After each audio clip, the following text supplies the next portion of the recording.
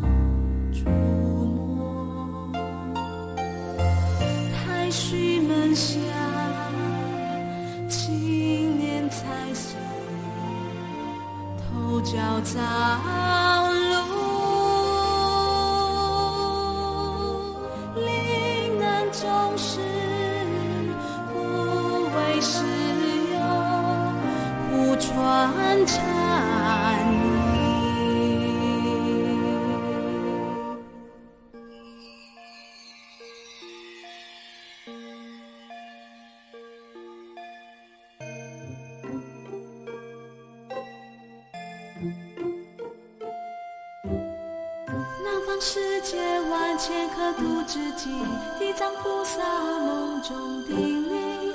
南方世界万千可度之际，地藏菩萨梦中叮咛。于是达摩佛教开心耶，于是达摩佛教开心耶。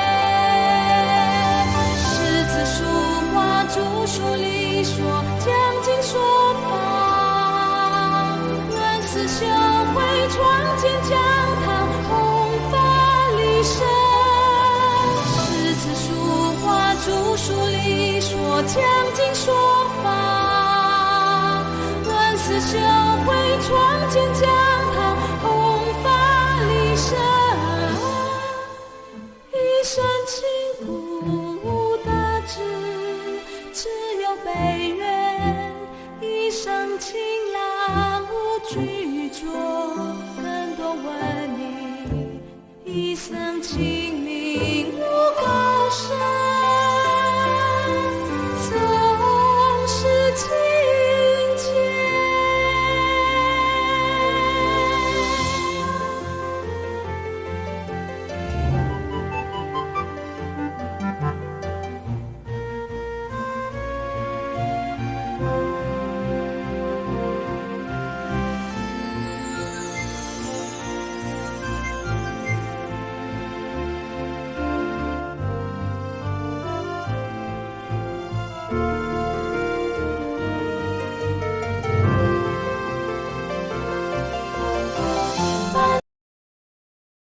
岁月无私无求奉献，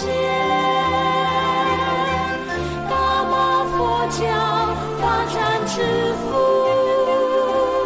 于是佛教史上增光彩，于是佛教史上增光彩。主成佛中不尽灯传，佛学院作于生财，支持佛经体现后继。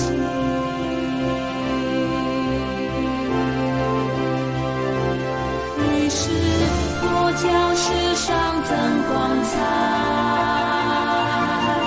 于是佛教史上增光彩。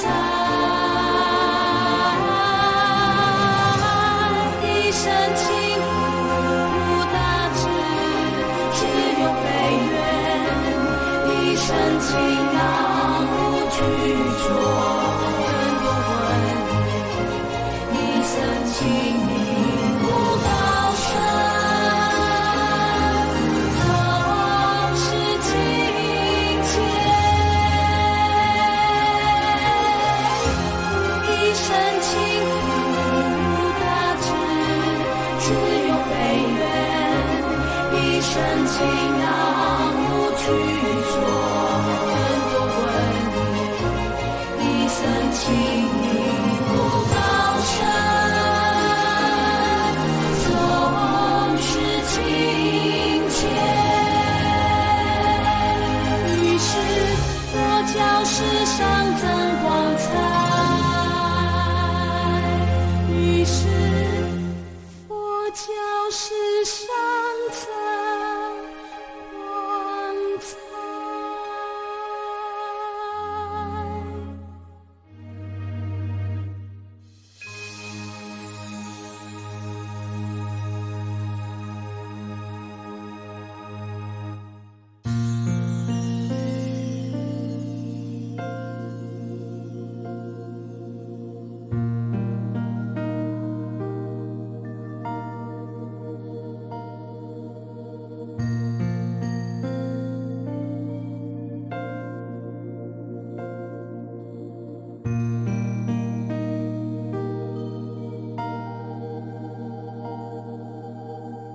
白马驮经，佛法初传中途，两位高僧是几个人？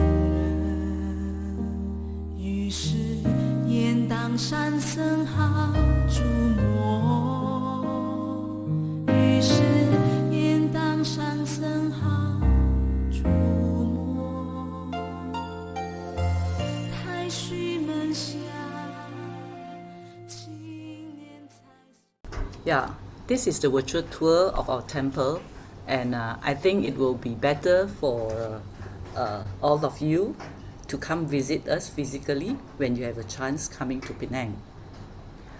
Now, I will pass on to Brother Yi, who will share with you a brief biography of Venerable Mo. First, the period as a lay Buddhist, from birth to 13 years old. Venerable Mo was born on the 13th of September 1913 in a village near the valley of Yentang Mountain in Zhejiang province. His name before ordination was Chen Te. Both of his parents were staunch Buddhists, and therefore he was brought up in a Buddhistic surrounding. In 1924, at the age of 12, he was ordained as a samanera or novice monk under Master Payu. He was given his given name was Tong Zhi, and a secondary name or alternative name Mo Chen. The name Zhu Mo was actually his pen name, derived from one Chinese characters from each of the translated names of two eminent monks from India who brought the sutras to China, namely Dhamma or Zhu Falan and Kachapa Matanga, She Motan. Education at traditional monastery. In his early years of novice monkhood, Venerable Mo followed Master Payun to traditional monastery to learn the art of chanting, ritual performance, and Buddhist etiquette. He gained firm foundation in all of them after a year of practice and learning. In 1925, at the age of 13, Venerable Mo was granted an audience and given lecture by Master Hongyi, a prominent monk in the Vienna school of Chinese Buddhism, whom he highly admired. Master Hongyi presented a piece of his calligraphy to him as an encouragement to the young Venerable Mo. This had inspired Venerable Mo to learn Chinese calligraphy and later Chinese painting as an alternative means to propagate the Dhamma throughout his whole life. In 1928, Venerable Mo was successfully ordained as a senior monk or bhikkhu under Tiantai Master Venerable Di Xian.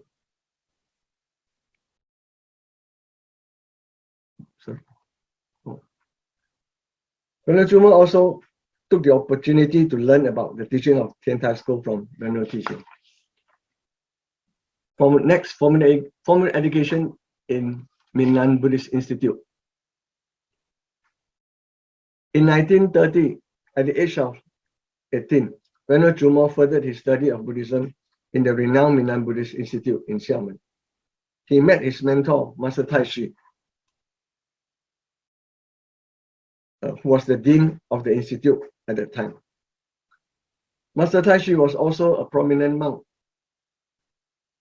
a prominent Buddhist leader and reformist monk in China during the 1920s, who initiated and led the transformation of Chinese Mahayana Buddhism in the modern age.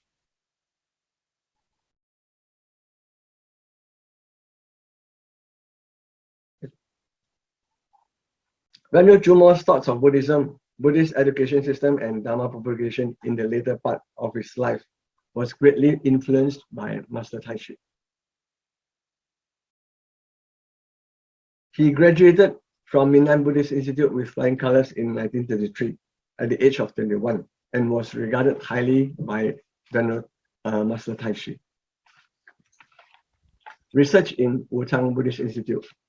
In the same year, 1933, Venerable Chuma joined Wuchang Buddhist Institute as a researcher to further his education in Buddhism. Concurrently, Venerable Chuma was also appointed as the assistant editor of a Buddhist magazine named Hai Chao In, also founded by Master Tai Shi.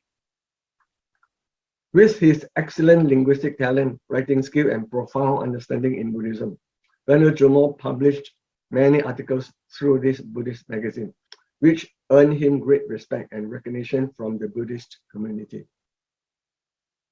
It was from this time that Venerable Chuma began his lifelong career as a prolific Buddhist writer and speaker.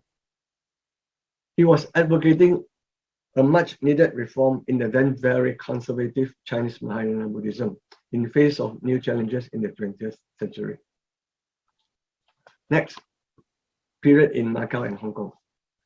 Venerable Chuma's first encounter with the Buddhist community in Macau and Hong Kong was actually in November 1955, where he accompanied Master Tai Shi to propagate Dhamma through a series of Dhamma talks there. During this short period of visit, Venerable Chuma established good rapport and reputation among the local Buddhist fraternity. In 1937, however, Venerable Chuma had to terminate his plan to further his tertiary education in Japan when Japan invaded China on the 7th of July.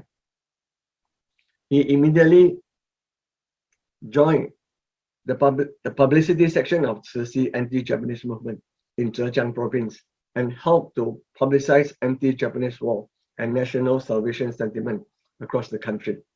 He later joined the Sangha First Aid Team led by Venerable Hong Ming to provide first aid at the front line to injured soldiers and civilians. In 1938, Venerable Chuma withdrew to Hong Kong to involve himself in helping war refugees. He also helped in fundraising campaigns to provide food, shelter, and daily necessities to war refugees. In spring 1939, Venerable Chuma was invited to Macau by Macau Buddhist Merit Society. He then formed a Dhamma study class and gave lectures on various topics in Mahayana Buddhism. In 1948, Venerable Chuma also helped to establish Macau Buddhist Society and delivered many Dhamma talks and lectures. And in fact, in 1952, he also helped this society to set up Buddhist free school with the aim of instilling Bodhisattva in young children. Later in 1951, Venerable Chuma became a lecturer at Hong Kong Zhengxin Buddhist Institute, and later in 1953, also was engaged as a lecturer at another Hong Kong Buddhist Institute, Qixia Buddhist Institute. Next, publication of Buddhist magazines. During the period between 1939 and 1941, Venerable Chuma became the chief editor of the first Buddhist magazine ever published by the Buddhist fraternity in Macau, named The Enlightened Voice. where he published many Buddhist articles to propagate the Dhamma. He also used this platform to evoke the spirit of patriotism in the Buddhist community during the anti-Japanese war, to encourage fellow Buddhists, especially fellow monks, to involve in backline activities such as to provide medical attention, food and shelter to injured soldiers and refugees. In August 1951, with the overwhelming support and assistance from the devotees in Hong Kong and Macau, Venerable Jumo started a new Buddhist magazine named Everlasting Light and took on the role as the chief editor. Everlasting Light played a significant role in propagating Reform Buddhism and humanistic approach of Buddhism in Hong Kong, Macau, and overseas. Since then, the publication of Everlasting Light had followed Venerable Jumo from Macau to Hong Kong and finally to Malaysia, and taken over by Malaysian Buddhist Association on 1st of March 1959. Even until today, it is still being published quarterly as the official organ of the Malaysian Buddhist Association. Next, learning painting skill from a great master. In autumn 1941, Venerable Jumo met Master Gao Jianfu, a modern master of Chinese brush painting, who came to Macau Buddhist Merit Society to learn Buddhism. They became close friends due to common interest in Chinese art and calligraphy. Venerable Jumo started learning Chinese brush painting from Master Gao, while Master Gao learned Buddhism from him in return. These are some artwork from Master Gao, calligraphy artwork, and also Chinese painting artwork. Venerable Jumo's Chinese painting and calligraphy artworks will be shared later in the later part of this presentation. Next, station in Pote Institution. On 4th of May 1954, Venerable Jumo set foot in Penang, Malaysia. He was invited and engaged by Pote Institution, a well-known Buddhist organization in Penang, as its advisor to provide guidance and advice in Buddhism. Concurrently, Venerable Jumo was also engaged by Pote Institution to teach Buddhism in Pote High School, the only government secondary school founded by Malaysian Buddhists and has Buddhism as a subject in its curriculum. Next. What actually prompted Venerable Jumo to come to Penang? During the 1950s, Venerable Jumo was already one of the eminent monks highly revered by the Buddhist community in Macau and Hong Kong. So, what prompted Venerable Jumo to come to Penang? Officially, it was the invitation from the first headmaster of Pote High School, Madam Wang Nong Shu. When Madam Wang, who was also a devoted Buddhist, went to Hong Kong to discuss matters related to the funding of Pote High School with a sponsor, she used to go to a Buddhist institute to listen to Dhamma talks. During that time, she came to know about Venerable Jumo, who was at that time one of the eminent monks highly respected in the Buddhist fraternity in Hong Kong and Macau. She then decided to invite Venerable Jumo to be the advisor of Pote Institution and also to teach Buddhism in Pote High School. But if we trace back further, it was actually the incident that happened when Venerable Jumo was 34 years old in 1946 in Macau, as mentioned by Venerable Jumo himself in his chronological events compiled by his disciple, Venerable Chichen, which I call the revelation of Kritigarbha Bodhisattva. This was the actual description from Venerable Jumo. When I was concentrating on my cultivation one night, I saw an elderly woman appearing from a ring of Buddha light. She ushered me to the shrine of Kritigarbha Bodhisattva to burn an incense stick. She then told me that my work in this samsara world was not yet finished, though my life would end soon. However, there would be good news if I recited in Kritigarbha Bodhisattva Sutra diligently. After waking up from the dream, I started reciting the Kritigarbha Bodhisattva Sutra 3 times a day. On the 49th day of my recitation, I heard the sound of firecrackers like someone celebrating something in my dream. And then I saw the Buddha light again. There was an entrance of a temple in the middle of the Buddha light. I walked through the entrance and saw a worker sitting on the grass in the garden snoring. Another worker who was cutting the grass came and said to me, "Congratulations, you are supposed to die at the age of 33. Now your lifespan has been extended for more than a year." I raised my head and saw Kritigarbha Bodhisattva descending from his seat in the main shrine and walked towards the door. Upon seeing this magnificent appearance, I prostrated to the Bodhisattva, but Kritigarbha Bodhisattva instead prostrated before me. Then I suddenly heard a voice saying, "In the southern part of the world, there are many sentient beings waiting for your salvation." Therefore, when Venerable Jomo received his invitation from Bodhi Institution, he finally understood the meaning of Kritigarbha Bodhisattva's revelation and decided to come to Penang.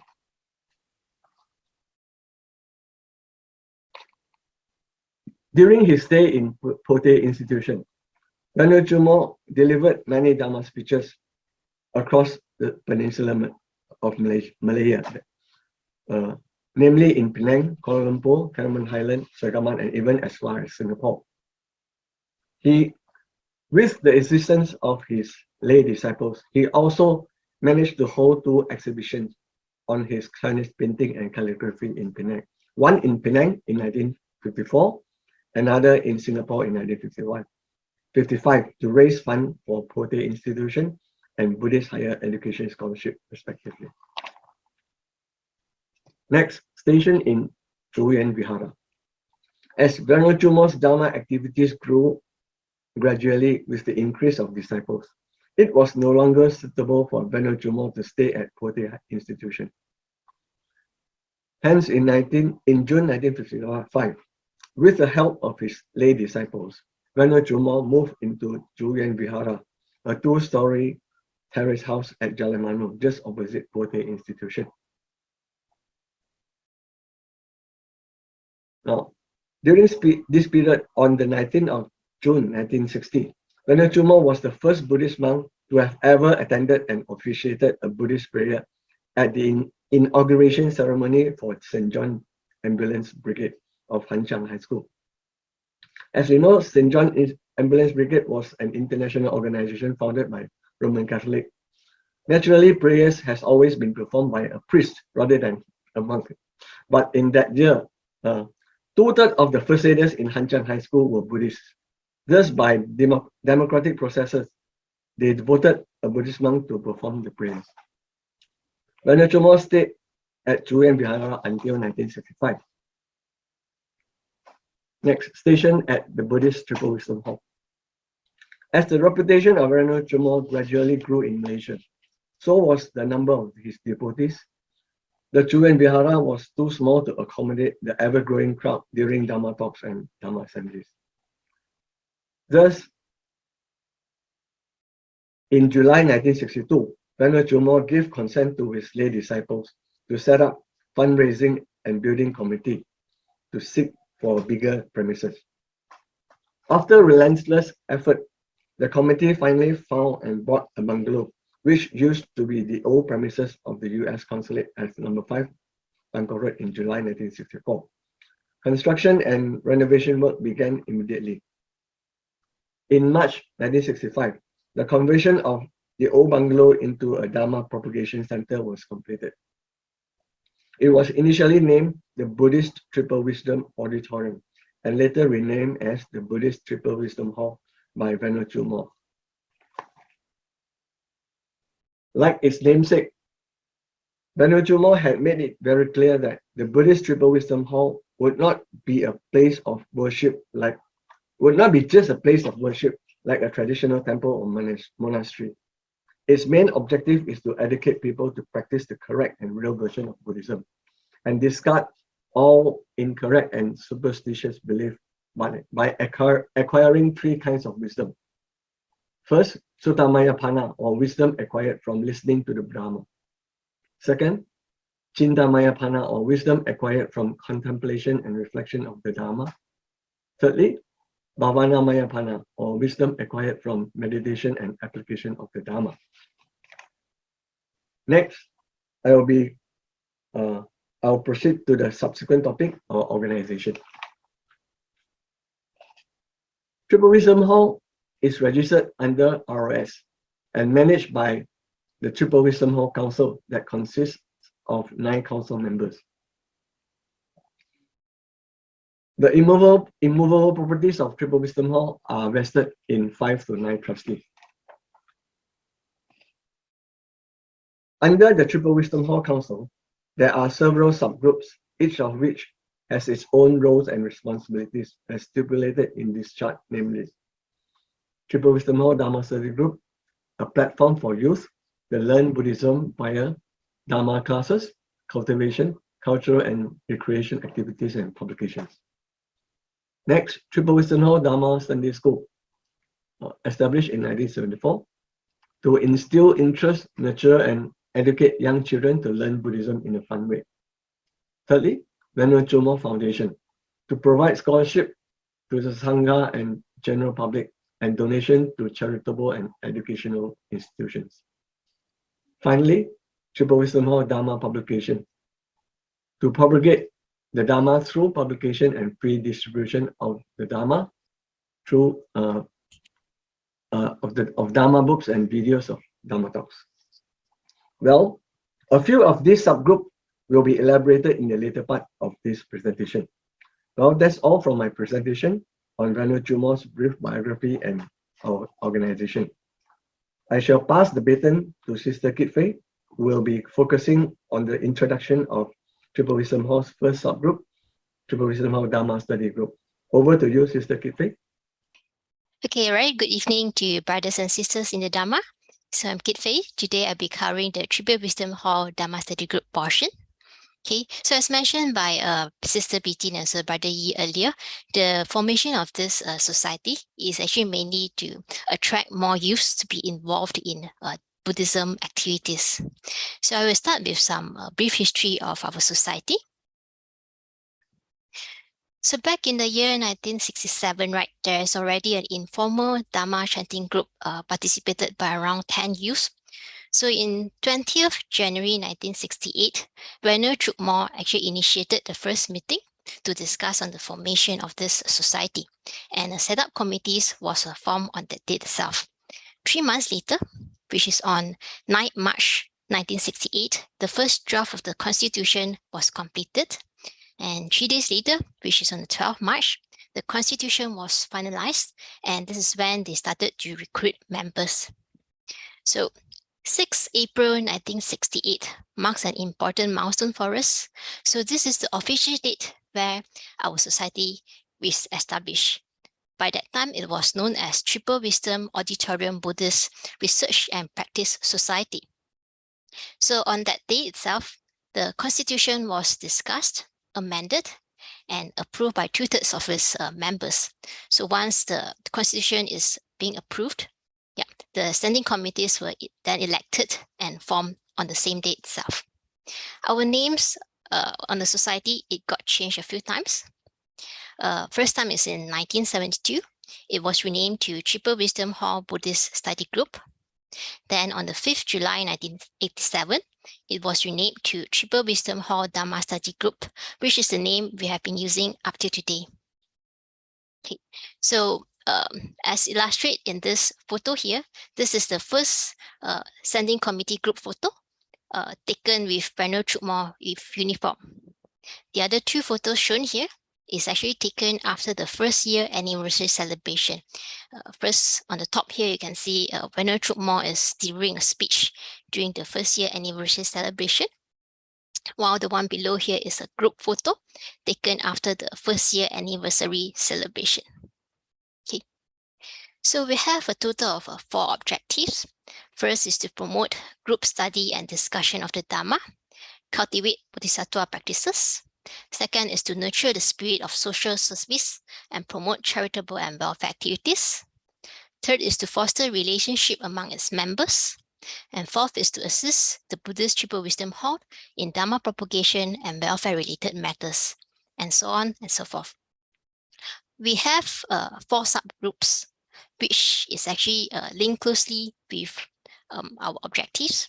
So the 4 subgroups we have is Dhamma propagation team, the welfare team, the recreation team, and the publication team. So I'll be elaborating each and every of this team in more details in the subsequent files. Okay, so we start off with the Dhamma propagation team. So this team is to promote group study and discussion of the Dhamma. So every Sunday after the yoga classes, we do have a short Dhamma sharing for the yoga members. And on the Dhamma classes and the Dhamma talks, right, we have it from time to time every year. On the Heart Sutra copying session, right, it is an annual event we used to have before the pandemic. And sometimes, like, for example, before the Chinese New Year, we do invite venerables to give a short Dhamma sharing. Yeah. Okay, move on is the welfare team. So the welfare team is to promote charitable and welfare activities and also to serve the community. Among the activities we have is like community services, blood donation drive, Buddhist chanting services, and also laptop loaning program, which is something we just started after the COVID pandemic outbreak. As can be seen on this top photo here, this is a photo of the welfare team in the early years. It is taken in front of the Triple Wisdom Hall building. Okay, the photo here is a visit to the Indian orphanage. You can see Venerable Jukmore did join the team to visit the Indian orphanage. On the Buddhist chanting services, we do have the wake chanting services, as well as the Chinese house-to-house, Chinese New Year house-to-house chanting services, which is given free of charge. And whatever contribution we collect from this Buddhist chanting services is used solely for dana and welfare purposes. And the photo in the middle here, it is actually a dana offering, which we have in one of our anniversary celebration. Okay, and in the early years, we also have the organ donation talks. Okay, in 2017, we went to the Yiran Jingshi Handicapped Children's Home to donate some basic needs for the homes. And on the one-day retreat, it is actually an annual event. Actually, for 1 year, we have it a few times every year. Okay, and blood donation drive, the latest we have is actually during Vesak Day celebration this year. And also we did visited the Penang Shishya home, and like what I mentioned just now on the laptop learning program, due to the pandemic, right, the students need to attend classes at home using laptop, but some of them can't afford to buy their own laptop. So we provide laptop learning services. Okay, moving on is the recreation team. So the recreation team is to foster relationship among members through recreational events. So our main events include yoga classes, visiting trips, and also festive celebrations. Yeah, the top photo here, you can see is the weekly yoga classes, which we have it during the Sunday on site before the pandemic. So right now, due to the pandemic, right, we do have this yoga classes virtually through the Zoom session. Okay, the photo below here is a group photo of the yoga members taken with our current abbot, which is Venerable Chi Chuan. Okay, and the top photo here is actually Itam Dam hike competition. Yeah, we have outing trips to places like Penang Hill, Bukit Merah, and also Penang Fa Pao San. Okay, last but not least is the publication team.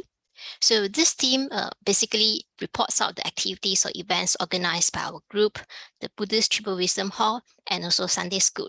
And it also serves the purpose to propagate the Dhamma through publishing Buddhist articles. We do have our own newsletter, which is known as a Chenzong. As you can see in the photo here, this is the evolution of a newsletter. We started off with a handwritten version, 100% handwritten and DIY version. Then we move on to the more advanced way where we have it printed. And now with the digital age, right, we do have it in a soft copy and it's emailed to our members. Yeah. And the photo below here is actually showing the publication team in action in the during the early years. So you can see the busy typing, and this one is doing the printing. Okay. Yeah, so besides involved in internal events, we do connect to external. So for instance, we do join activities from the YBM, such as the Dhamma Walk, the biannual national conferences and also charity runs they have. And besides this, we also join sports tournaments organized by other Buddhist societies. So you can see the topmost photo here is actually a photo taken when we joined the badminton tournament organized by one of the Buddhist society in the year 2016. Okay, yeah, and in 2015, when the Pujao Buddhist Vihara has its opening ceremony, we also form a team to go down to Johor to attend the opening ceremony. And yeah, we also took part in charity food fair such as the Tanxiang's Wan Qing Yuan and also YBM Charity Food Fair. Okay, besides this, we do propagate Dhamma through culture. So just to name a few, in 1983, we have the charity performance in conjunction with our 15th year anniversary celebration. And 10 years later, we have another Buddhist performance in our 25th anniversary celebration. So if you can see here, it was featured in the newspaper, and this photo here is showing Venerable Chukmor did attended the Buddhist performance to view it also. Yeah, and in the recent years, the most recent ones we have is in the year 2012. Yeah, we have the Fan Chang San Hui Hai Chao Hui musical performance. So this musical performance is actually held to commemorate the 100th birthday of Venerable Chukmor. What is special on this musical performance is the songs. Most of the songs, the lyrics of the songs is actually composed using Venerable Chukmor's poem. Yeah, and the theme song is actually composed, written by Venerable Ji Chen. Okay, and we have choirs from various Buddhist organizations taking part in this music performance. Okay, yeah, in the year 2018, we just had our 50th anniversary celebration. So during the celebration, we have exhibition, 3 steps, 1 bow cultivation, the anniversary dinner, and also food fair. And the photo on this my rightmost here is actually 2017, right? We visited Yentang Mountain, which is Venerable Chukmor's birthplace. Yeah, so the society has gone over more than 50 years as of now. So even though right now we are stuck in a pandemic, right? This doesn't deter us from continue to strive towards our objectives. So how we did it is we start to move our activities to a virtual platform. Okay, with this, I would like to pass the mic to Brother Yo. Over to you, Brother Yo. Thank you. Very good evening to brothers and sisters in the Dhamma. I'm San Ho. I will touch on Sunday school portion. Okay, and this is the Sunday school Chinese name written by Master Chukmor. And this is our Sunday school logo. The Sunday school was established since 1974 with the approval of Master Chukmor to educate and nurture the young generations. And this is the mission of our Sunday school: to sow Buddhist seeds, to nurture young sprouts, to promote Buddhist education, to achieve a happy life. And this is a brief introduction about our history. So the first principal of the Triple Wisdom Hall Sunday School was Brother Zhang Tianping. And he was the main pillar of the Sunday school throughout his 37 years of service. Sunday school entry level range from early childhood education to secondary school class.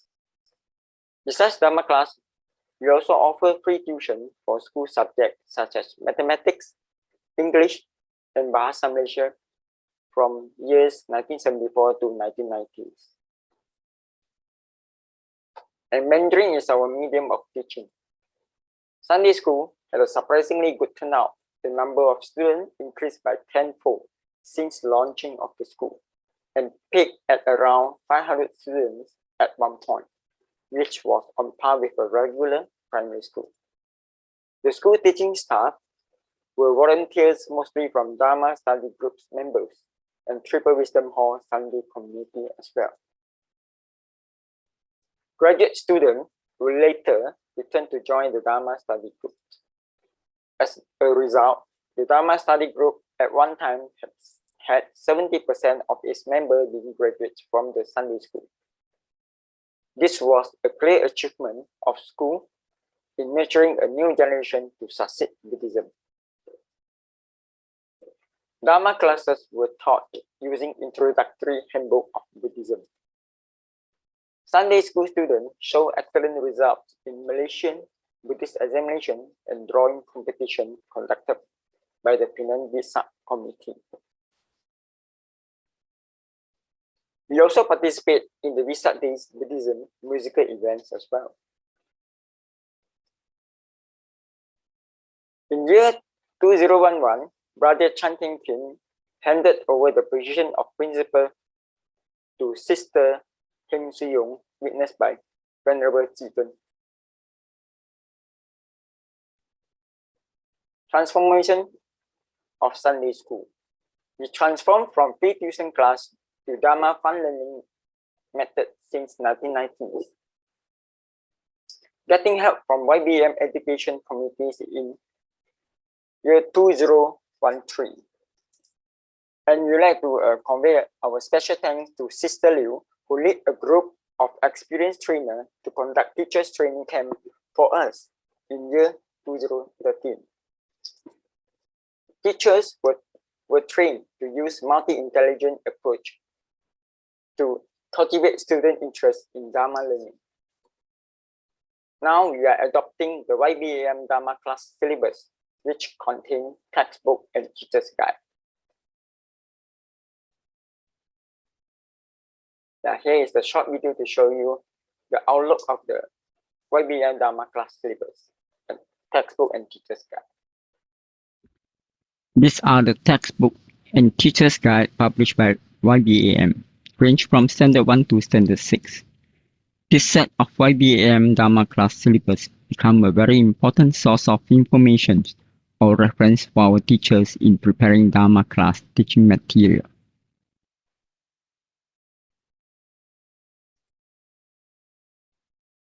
So currently, we have a total of 25 voluntary teachers and helpers. We started online Dhamma class using Zoom since 2021 due to COVID-19 MCO. And we plan to get back to physical class in year 2023. And this is our school timetable as shown. So every Sunday morning, we start at 8:45 a.m. and end at 12 noon. So every morning, we have a morning chanting sessions, takes about 10 minutes. So this is one of the photos that taken during the morning chanting session. After that, we have Dhamma learning session for 15 minutes. So these are some photos taken during this session. Multi-intelligent approach is applied during the Dhamma learning session.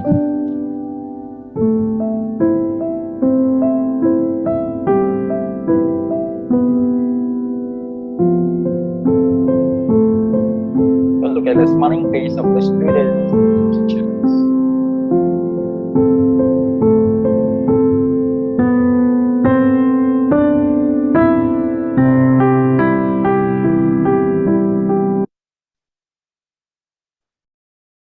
Then we have a tea break at 10 o'clock for about half an hour. During tea break, all students chanting the name of Buddha will proceed to dining hall.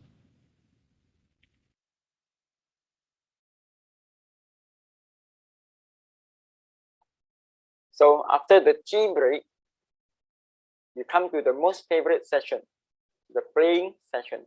It takes about half an hour.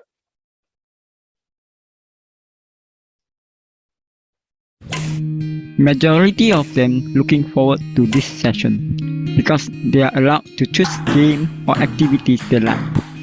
They already enjoy playing with their friends.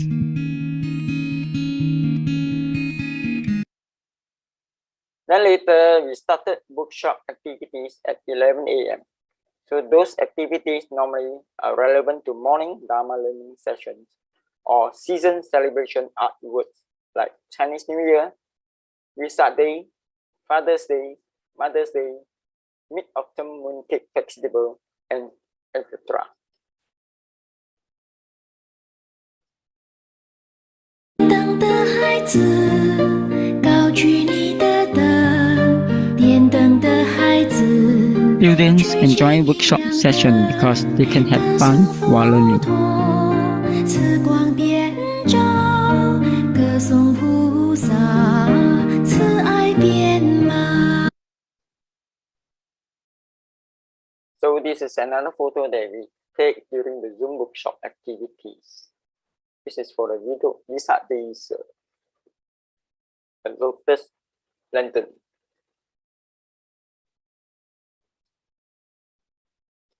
We do have some annual activities that open to all students and their family members. So please sit back and relax while we share the activities short videos accordingly.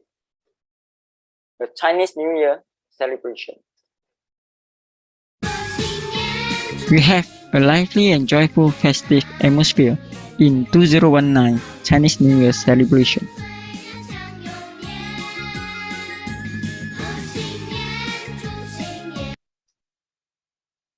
A Vesak Day celebration, the most important Buddhist festival. 在微色月圆这一天，月圆月正圆，我参加庆祝佛陀的诞辰神殿，我低头膜拜他。 Half-day retreat. Retreat is an ideal way to begin a personal experience of Buddhism outside of books. We are fortunate to have in-house Sangha members to lead and guide us in half-day retreat. These are photos taken during the retreat.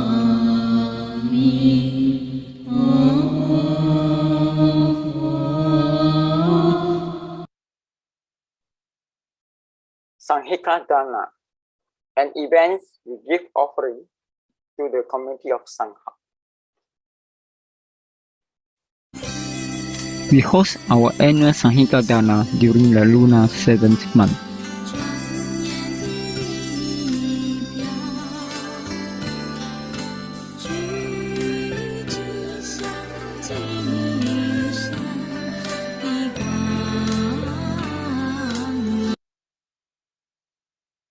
Next is family days. So teachers and parents spend quality time with students.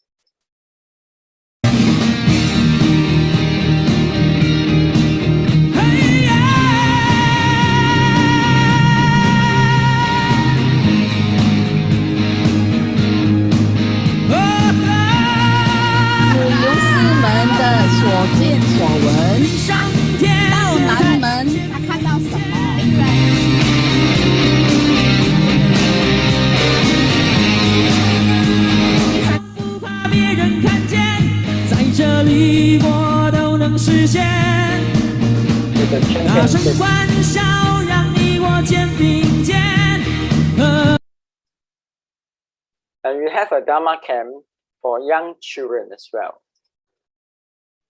在云顶山脚 A 下， 3 days 2 night Dhamma camp held in Triple Wisdom 我 Hall. 的天地，人们在努力耕耘这天然。 And last, we have a year-end graduation ceremony. Our principal, Sister Heng Sui-yong, delivered a welcome speech. Venerable Chi Chuan delivered a brief Dhamma talk to the audience. And these are some of the photos taken during the performance.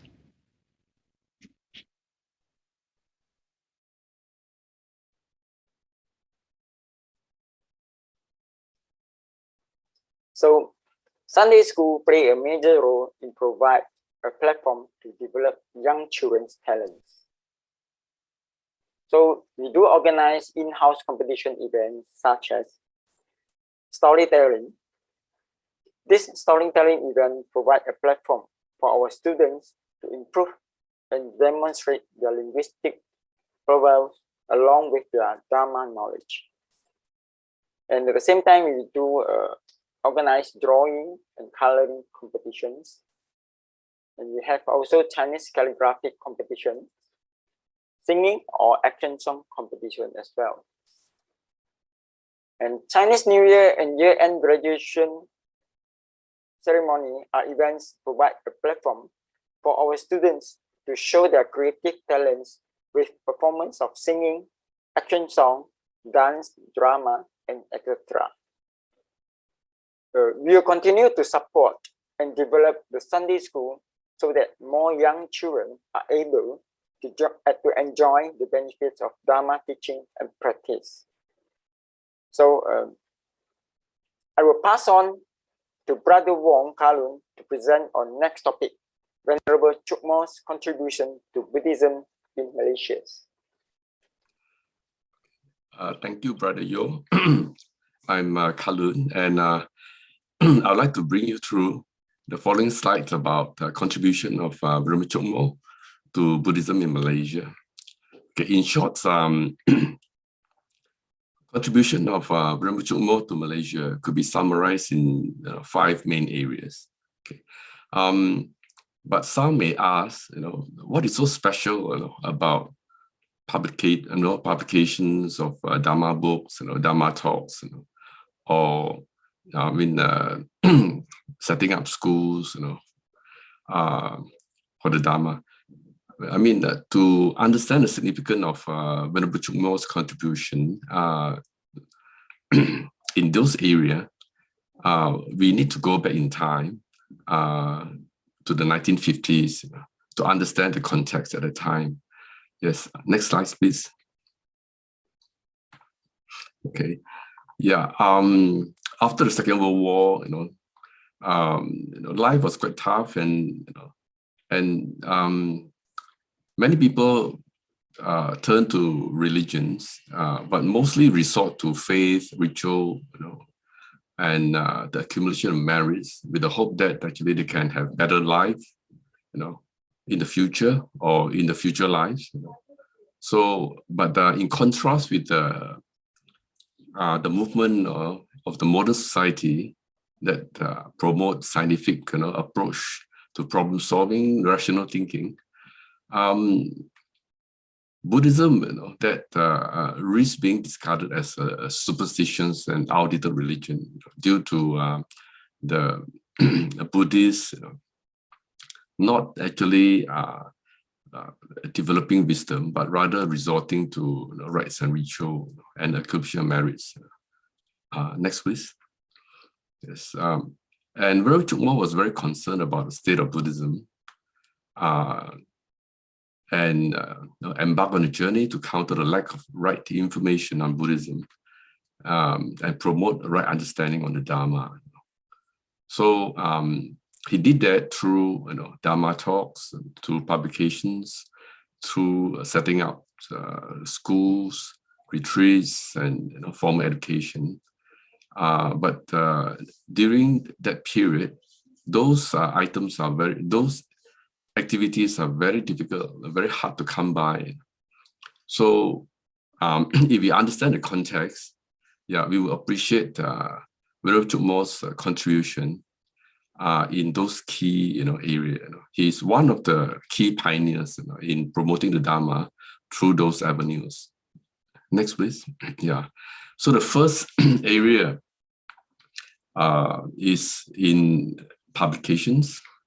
So in the 60s, Dhamma books, especially in Chinese, was very, very hard to come by.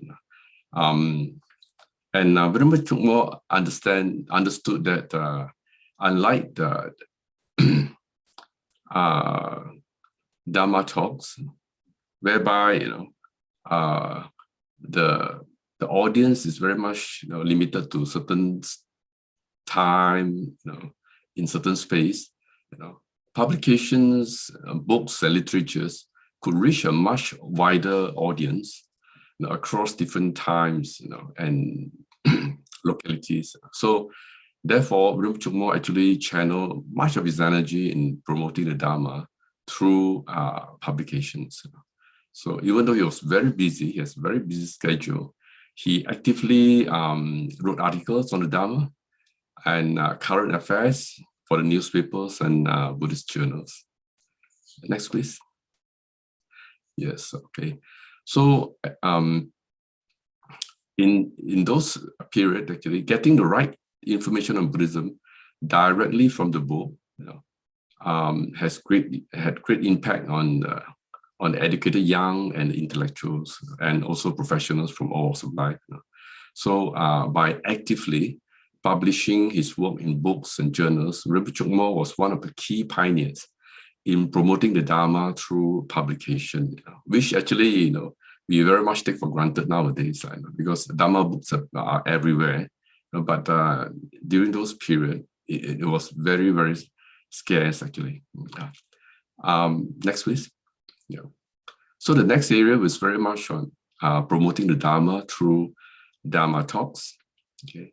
In the past, actually, not many well-known teachers actually stationed in Malaysia. But Chukmo was one of the few being invited to station in Malaysia to promote the education and teachings of the Buddha. And during his tenure in Malaysia, he actively promoted Dhamma through talks, lectures, study groups, retreats, and forum, and hence setting a new trend in promoting the Dhamma to the public, openly through those activities. Yeah. So with vast knowledge in the Dhamma and driven by his passion and charisma, Rinpoche Chukmo managed to promote interest in learning the Dhamma through formal classes, lectures, and retreats. And because of that, actually, he fostered a lot of the formation of many new Buddhist organizations and societies that offer such classes and activities, and also prompting some of those existing to offer such activity as well.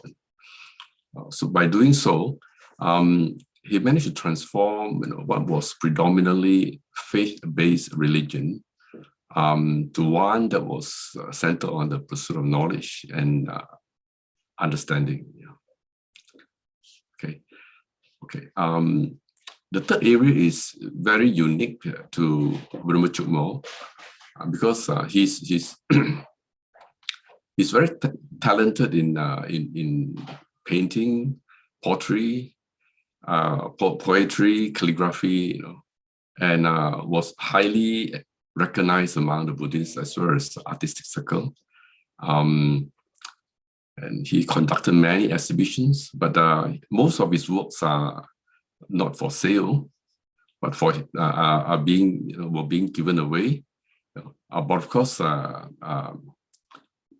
followers, would give donation, and all those donations collected were being channeled to the Chukmo foundations for charitable and education purposes. And it was through the interest in his artistic works that many people actually developed interest in the Dhamma, because most of his painting are related to the Dhamma. The subject of his artwork are related to the Dhamma. Okay, so next, please. Yeah. Okay, so these are some of the examples of his painting, and I think I would like to highlight that most of his painting is like a simile or some depicting certain nature or abstractions, but it always comes with a little poem or a little verses next to it, which talk about the Dhamma, such as maybe talk about dukkha, talk about impermanence, talk about changes. So it was from all those artwork that actually attract many people, into learning the Dhamma and into getting to know the Dhamma. Yeah, this area is really unique to Venerable Chumo in that sense. Next, please. Okay, the fourth area is in education. Venerable Chumo has great passion in education. Yeah. And with that passion, he facilitated the founding of Malaysian Buddhist Institute, okay, which offer education to the lay people as well as the Sangha. So the two main objectives are very much to promote Buddhist education and cultivate talents among the lay communities, as well as to provide proper education for the Sangha so that they are better equipped to preach the Dhamma to the modern society. Okay, next, please. Okay. These are some of the pictures of Venerable Chokmo with the students, and I believe some of them, some of the pictures are with the teacher as well. Okay, next, please. Okay.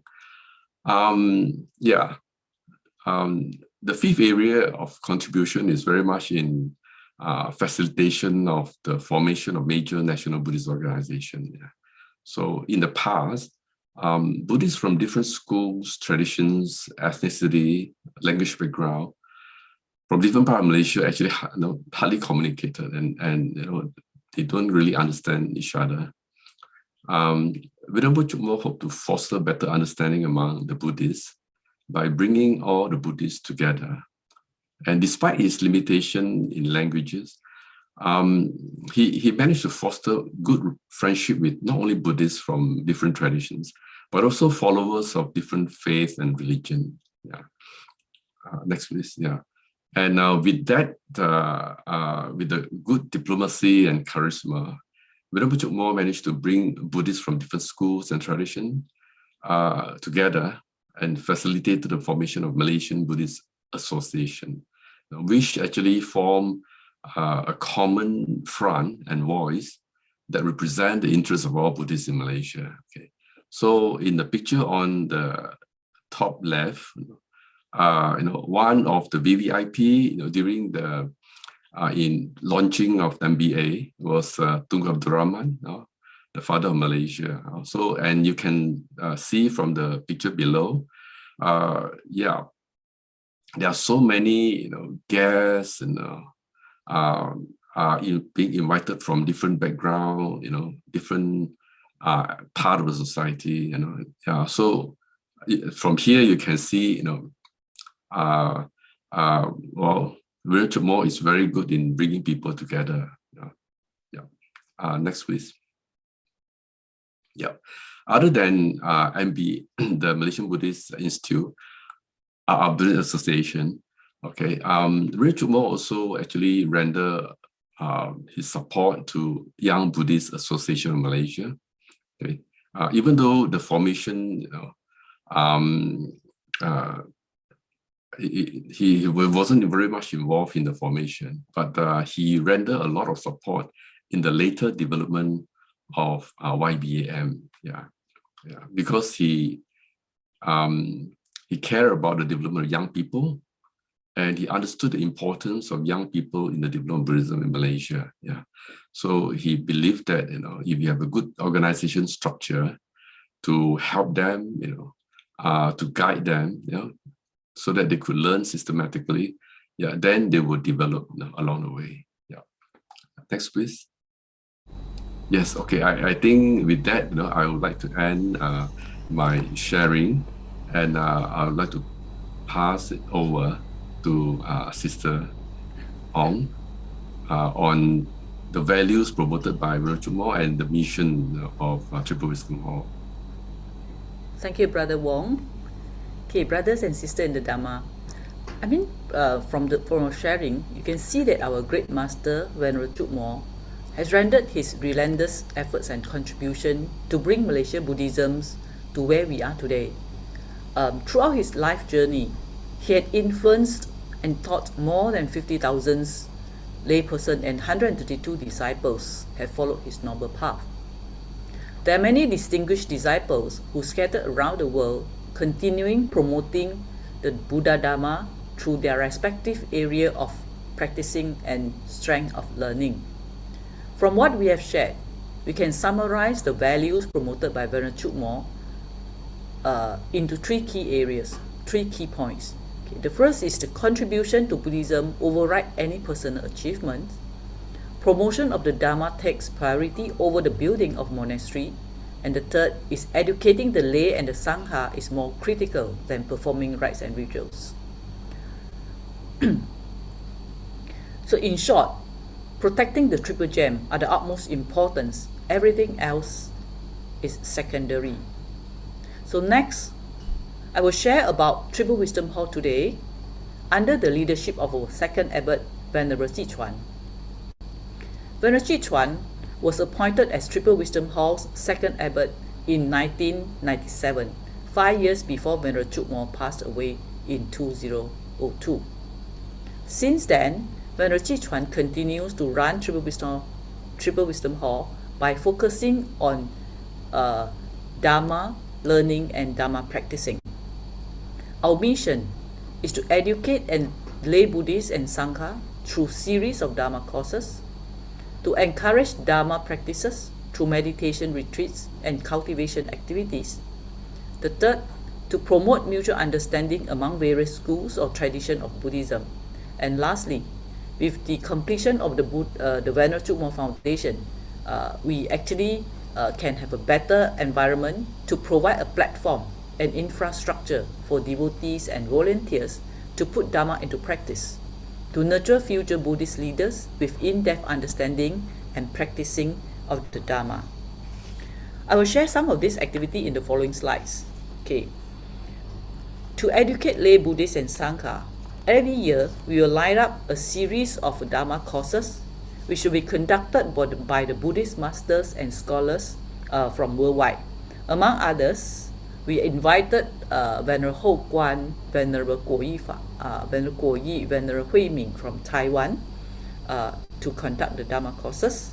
And we also invite a German Buddhist scholar who is well versed in Mandarin to conduct Dhamma learning courses, in particular on the Buddha Vatamsaka Sutra, almost every year before the COVID pandemic. We also organize meditation retreats every year. Some can be short term, 3 to 5 days. Some is about 21 days. We provide opportunities for devotees to learn both Mahayana and Theravada meditation techniques. Among others, we include Venerable Khai Zhao, Venerable Khai En. We also invited Ajahn Ike from Thailand and Venerable Dhammadipa Thomas from Czechoslovakia. They conduct a series of these meditation retreats. And our abbot, Venerable Chi Chuan, will also leads a 7 days Amitabha Buddha recitation camp every year. Now, being a Mahayana tradition temple doesn't confine our activities or Dhamma propagation to only Chinese medium. In order to promote mutual understanding among various traditions of Buddhism, we also invite venerables from various traditions to conduct Dhamma talks. So you can see from here, we invite Venerable Acham Brahm, Venerable Acham Jumin Silaseto, or even Return Rinpoche to conduct Dhamma talks. Okay. Now, as mentioned earlier, building a monastery has never been a focus for Venerable Chukmore. Okay. Next slide. The 10 stories Venerable Chukmore's Education Center, which was completed in year 2012, was mainly to cater for growing needs of devotees and activities. The center has allowed us to carry out more activities in a more conducive environment. Today, people come to Triple Wisdom Hall to attend Dhamma classes, to practice yoga. Okay, then also the the practice, put Dhammas into practice via cultivation activities, like for example, 3 steps 1 bow activities, which attracts more than hundreds participants almost every year. We do it on the 1st of May, Labor Day. We also conducted this cultivation activity on the Kuan Yin recitation relay. It is a full day event where people can come in batches, okay, based on your time to participate. Apart from that, we also continue to, the volunteers also continue to support the center physically, and both physically and financially. We do our spring cleaning every year. We help in the kitchen, especially for those Dhamma courses and meditation retreats, which was provided FOC to all the members, or I mean all the participants. Okay, so with that, we Triple Wisdom Hall continue to serve as a good platform, okay, to nurture future Buddhist leaders with in-depth understanding and practicing of the Dhamma. Now, guided by Venerable Mo's vision, we will continue to hold on to this value of protecting the Triple Gem as the almost important missions. So with that, I think I'll end our today's presentation. Before that, let me thanks again all the participants, presenters, and the team behind the scene in making today's sharing a success. We hope all participants can be inspired by our great master, Venerable Mo, via today's session. Thank you.